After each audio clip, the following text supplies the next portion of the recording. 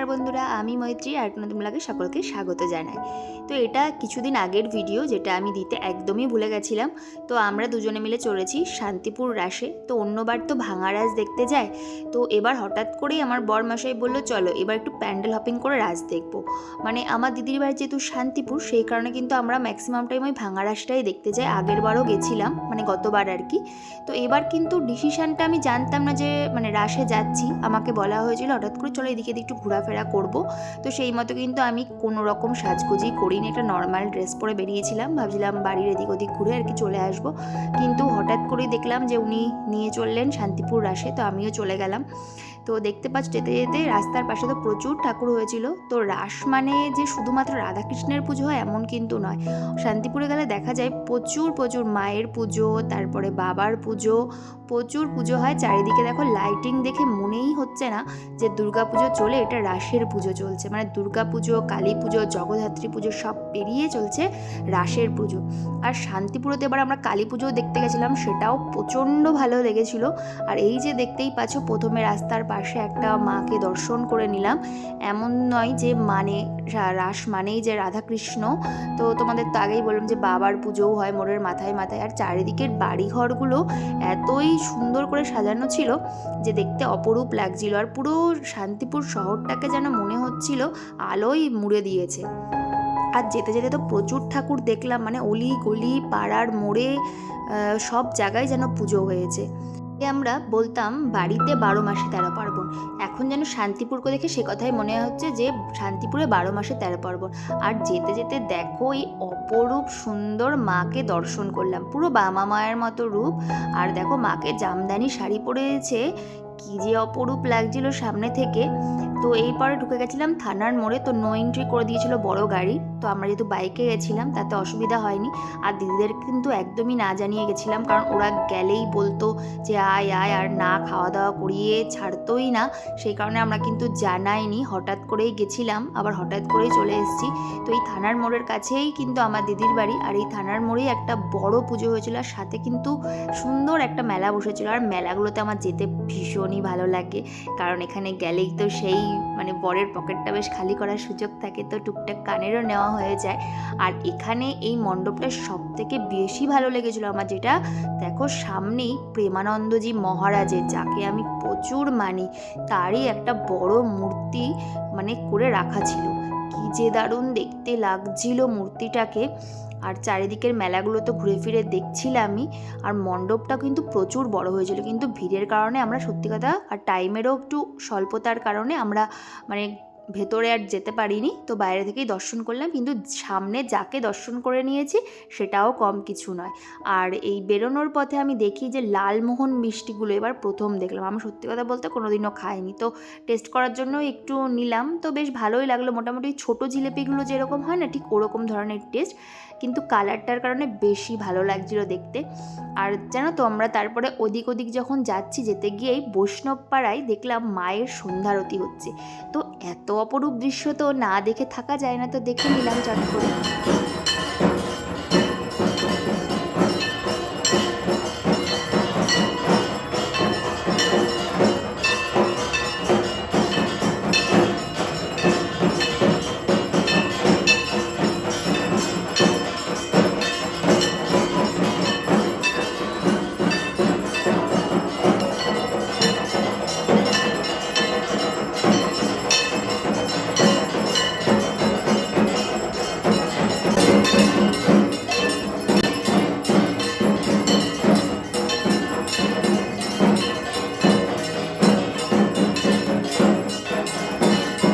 পুজো দেখলেই বোঝা যায় সত্যি শান্তিপুরকে কেন ধাম বলা হয়।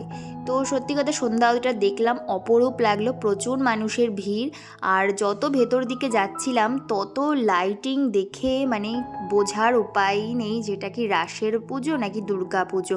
মানে টোটোতে মানুষের ঢল নেমে গেছে, মানে প্রচুর প্যান্ডেল হপিং করছে মানুষ। মানে আমি সত্যি কথা বলতে ভাঙা রাসটা দেখেছিলাম, এইবার প্রথমেই এরকম প্যান্ডেল হপিং করে রাসের পুজোগুলো দেখলাম, সত্যি অপরূপ লেগেছে। আর জানো তো একটা মন্দিরে গেছিলাম আমি, তো সেটা ছিল হচ্ছে শ্রী রাধাশ্যামের মন্দির। তো এই মন্দিরটার এই বিগ্রহটাকে নাকি রাসের সময় বাইরে নিয়ে আসা হয়, সত্যি কপালে ছিল বলে এই বিগ্রহটা দেখা হয়েছে।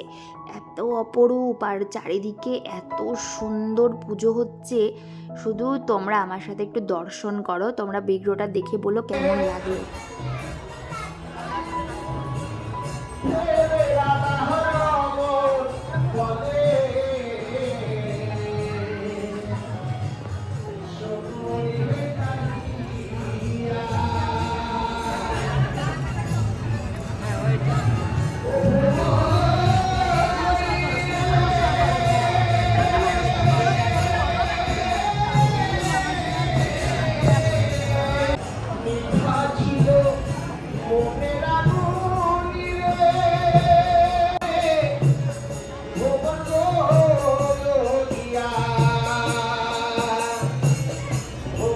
শান্তিপুর ধাম বলে কথা, তো এরকম তো অহরহ কীর্তন চলতেই থাকবে, অপূর্ব লাগছে।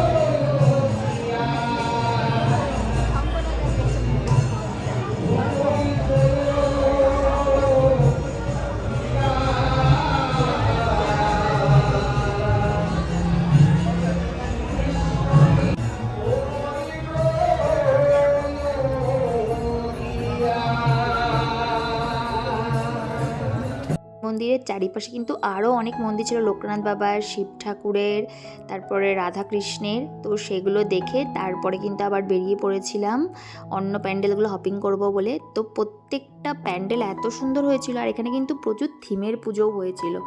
আর চারিদিকের রাস্তাগুলো দেখো কি সুন্দর অপরূপ লাইটিং করে সাজিয়ে দিয়েছিল, দারুণ দেখতে লাগছিল। আর এই যে দেখতে পাচ্ছ একটা থিমের পুজো হয়েছে, কি সুন্দর পুজোটা, মানে তোমরা দেখলে ভাবতে পারছো এটা একটা রাসের পুজো, এত সুন্দর করেছিল থিমটা। চলো তোমরাও আমার সাথে ভেতরটা ঘুরে ফিরে দেখো, যারা তো গেছো তারা জানোই, আর যারা যাওনি তারা কিন্তু পরের বছর অবশ্যই যেও, ভীষণ ভালো লাগবে।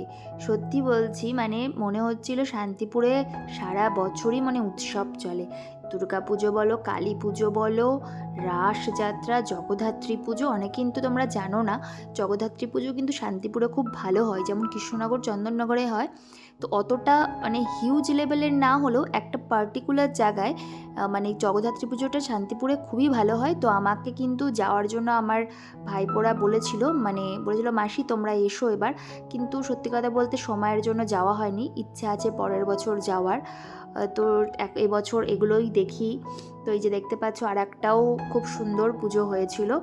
তো চারিপাশে কিন্তু অনেক বাড়িতেও এই সময় পুজো হয়, তো সেই পুজোগুলোও দু একটা দেখা হয়েছিল। তারপরে চলে গেছিলাম বড় পুজোগুলোর দিকে, মানে আরও অনেক জায়গায় শান্তিপুরের হয়, একদিনে তো দেখা সম্ভব না। তো আমরা একটা পার্টিকুলার দিকেই দেখেছিলাম, মানে থানার মোড় দিয়ে এগিয়ে গিয়ে যতগুলো পুজো আর কি দেখা যায়, যেদিক থেকে আর কি ওই রাসের সময় শোভাযাত্রাগুলো বেরোয়, বা তোমরা যখন কালী পুজো যদি কেউ গিয়ে থাকো তো শোভাযাত্রাগুলো যেখান থেকে বের হয়, তো সেই রাস্তা দিয়ে যেতে যেতে যতগুলো ঠাকুর দেখা যায়, তো সেই দিকটাতেই আমরা দেখছিলাম। আর দেখো কি সুন্দর যে লাইটিংগুলো করেছিল। আর তারপরে দেখো এই যে একটা ঠাকুর করেছে, কালারটা কিন্তু পুরোটাই অন্যরকম আর দেখতে ভীষণই সুন্দর ছিল। আমার সব থেকে যেটা ভালো লেগেছে, তো এরপরে যাচ্ছিলাম সেই মণ্ডপটার দিকেই, এই পুজোটাই আমার সব থেকে বড় মনে হয়েছে আর বেস্টও লেগেছে। দেখো শুধু মন্দিরটা এত সুন্দর করেছিল, এটা তোমরা যদি জেনে থাকো যে কী মন্দির করেছিল তোমরা অবশ্যই জানিও। আর এই ক্লাবটার নাম ছিল YMGA, তো ফুল ফর্মটা আমি সত্যি জানি না। তো দেখতে পাচ্ছ চারিদিকটা এত সুন্দর করেছিল মন্দিরটাকে, মনে হচ্ছিলো শুধু দেখেই যায়, লোকের ঢল যা নেমেছিল, মানে প্রচুর লাইন দিতে হয়েছিল। যদিও অতটা বেশি লাইন দিতে হয়নি, কারণ এখানে যেহেতু ব্যারিকেড করা ছিল না, তাই জন্য যে যার মতো যাচ্ছিল আস্তে ধীরে।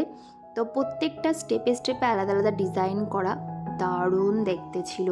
আমি তো জাস্ট মানে চারিদিকটা ঘুরে ফিরে দেখছিলাম, ভীষণ সুন্দর ছিল, একটা মাঠের মধ্যে হয়েছিল।